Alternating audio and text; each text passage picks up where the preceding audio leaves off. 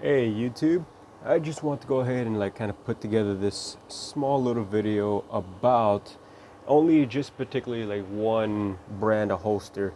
Now, I like revolvers. Granted, I don't have a lot, but the one particular thing that I always kind of come across when I was looking for holsters for revolvers, it was a lot of them. They were either little to no views, no reviews, and like eBay, Amazon, like a lot of them sold, but there isn't a lot of feedback.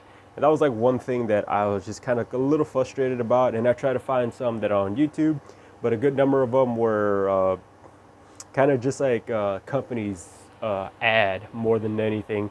There wasn't a whole lot of people kind of like just like in the comment sections. Of course, the views were there, but like there weren't a lot of people in the comment section. And I have like a wide variety of holsters. I don't have all of them right here, only because I didn't feel the need to go and grab every one of them out of the bins or out of their guns and whatever. Like, for example, this one right here is just a custom holster that was made for my Ruger LC9.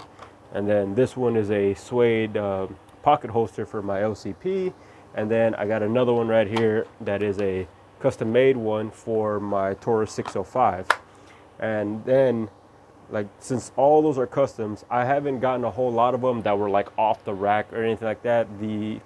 I think there's like been two from my memory about that have been off the rack, and like here's one of them, and I'm not exactly sure how, like, I mean, it's pretty dirty, mainly because I like this one, it's been used a lot. Like I used it quite a bit. You can see like the inside where all the scratches are at, and mainly because this the 605 was my EDC for like the longest time, and that was one that fit just perfectly. Like, even though this one is fit for a Taurus Model 85, the 605 is a 5-shot 357, so it kind of was compatible for it, and I liked it, and I carried it like outside the waistband and with shirts like this that kind of covered it for concealed carry. And as I progressed in me carrying different guns, that kind of helped out a whole lot.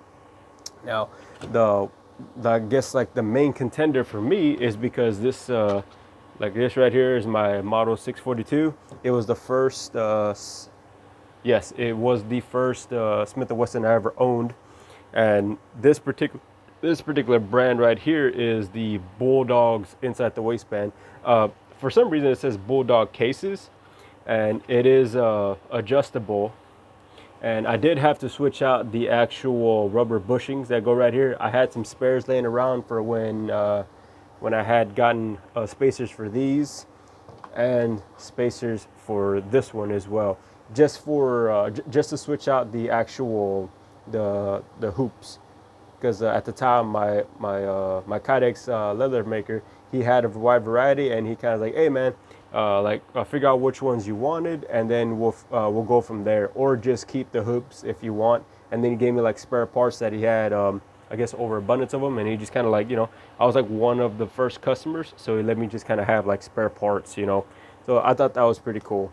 So it's kind of like a simple review of this thing. I do like it. It is very bulbous, I'll be honest with you, and the way it sits pretty deep. Like the trigger guard is kind of exposed right here. I wasn't the biggest fan of that right there, only because like right there's lint. I was kind of hoping to be kind of covering in, and it's off pure friction, really. There is some play more or less, but the belt clip itself is very strong. I was actually very I was very kind of pleased about that, and like the way it's rigged up there.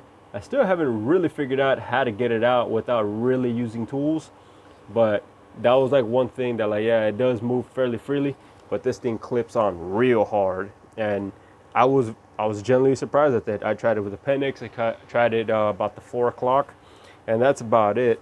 And honestly, like, compared to these custom Kydexes and compared to this Phobos, this is actually a step up from the Phobos Kydex, I guess, and it's kind of a step below these custom ones.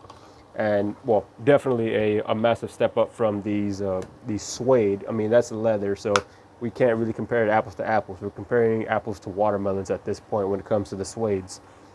But I really like that. That was like one thing that I saw. There is no reviews. There isn't a whole lot of feedback, and that was the thing too. Like, I think they're using Colt Detective specials and maybe one or two uh, different types of revolvers when they're kind of like advertising these on eBay, Amazon, or some other website.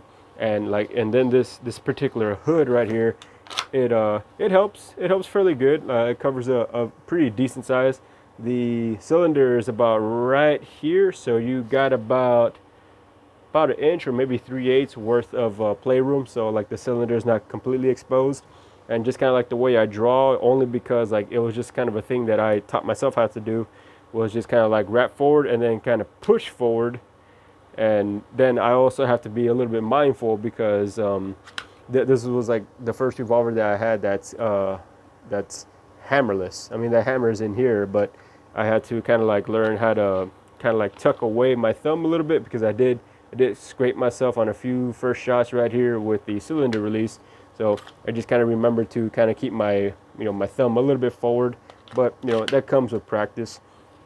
All in all, I was like right here, the act like I didn't really like that particular part right there, how like this whole thing is encased, and like the grooves is plastic versus metal. And honestly, I had to switch out the screws as well, because of the fact that like the screws are being held in place by the plastic. I'm trying not to have too much faith in this one. I am going to look into a different holster maker, because in time I'm gonna move away from these, only because we got friction, metal with plastic, and tension.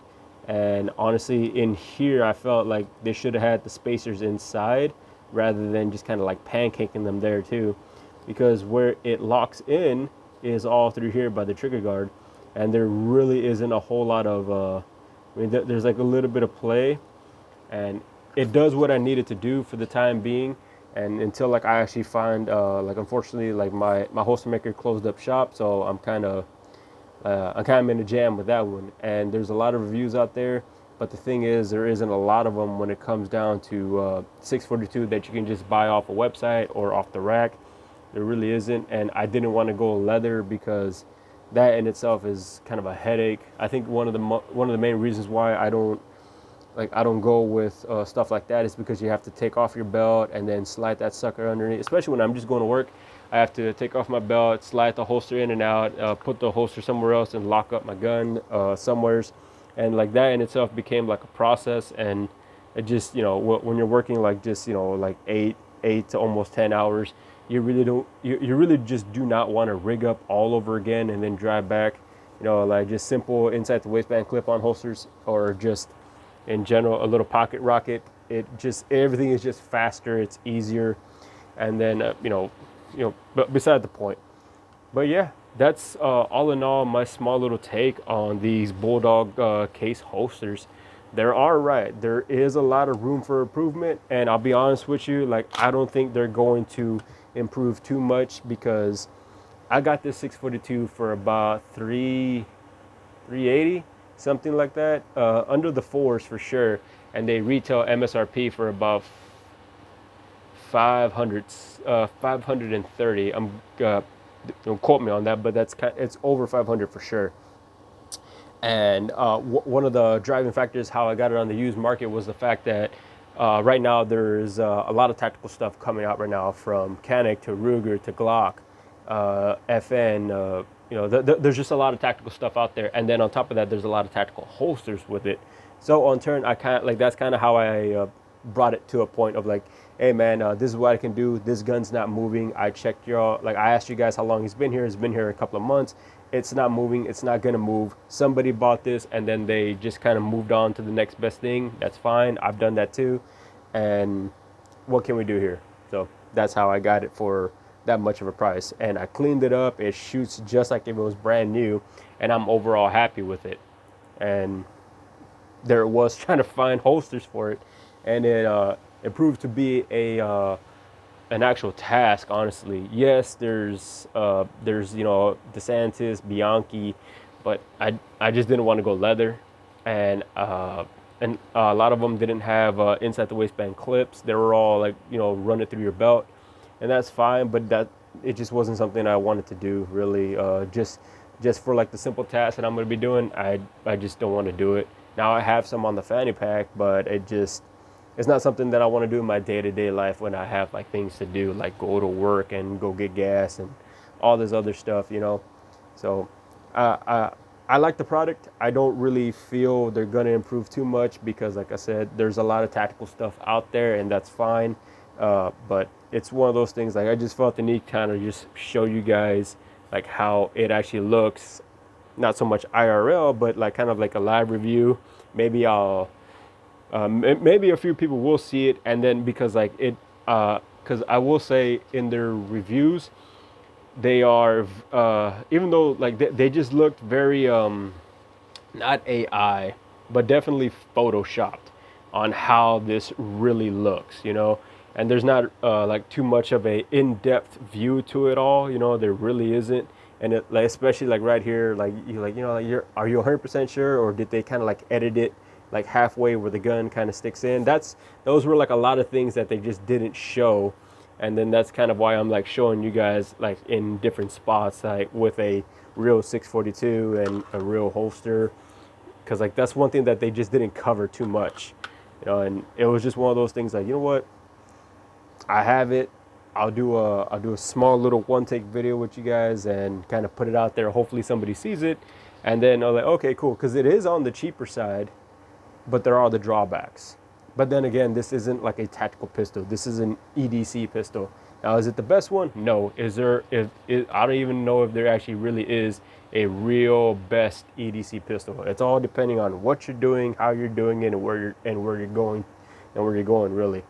I'm just getting ready for work, gonna go get gas, and then take a 35-minute drive, and then the holster is gonna sit in the damn center console, and then the gun's gonna sit in the lockbox for about 8 to 9 hours, more or less, and then at the freaking break of dawn, I'm just gonna slip it in and then drive back.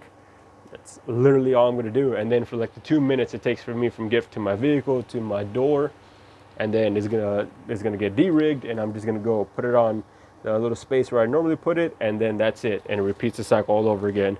I'm not going to like some combat zone. I'm not going into like a dangerous situation, because why would I?